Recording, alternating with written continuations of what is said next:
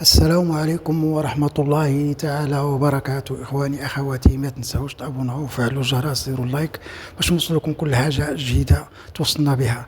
الاجتماع ديال فريق الرجاء البيضاوي الجمع العام اللي كاين اليوم 7 في الشهر 7، لأن من المفروض ينطلق مع 34 دقيقة، ولكن تأجل الخلاف بين المرشحين الثلاثة اللي مرشحين لرئاسة فريق الرجاء البيضاوي، حسبان السيات بيروين، لأن بيروين واحد 14 واحد، لأن هذا دخلت وانخرطت، والسيات وحسبان كيقولوا هذوك 14 واحد غير قانونيين، ما عندهمش الحق في التصويت في هذا الاجتماع هذا، لانهم غير قانونيين. ولكن لا كان هذا غير قانوني غادي يكون حتى المرشحين بجوج ما غير قانونيين، لا حسبان ولا السيئات، لانهم ملي كان الرئيس السابق هلا، لانه فتح الانخراط في غير وقته، وهما انخرطوا في هذاك الوقت هذاك، ولاو منخرطين فريق الرجاء البيضاوي بين قوسين. ما غاديش نمشيو لهذه الحيثيات هذه، ولكن الان لان كيجتمع معهم رئيس العصبه الوطنيه الاحترافيه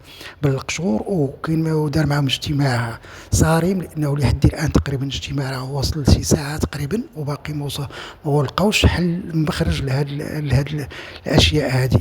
بروين كيقول ان هذوك 14 قانونيين، وحسبان وزياد كيقولوا غير قانونيين. والان لانهم كيحاول بالقشور يدير توافق بيناتهم باش ينطلق الجمع العام، لان كاين اللي كيقول اجل الجمع العام ما اجلش، وانما تاخر. ربما غادي يبدا مع الستة، ربما قبل منها بشويه او من بعد منها.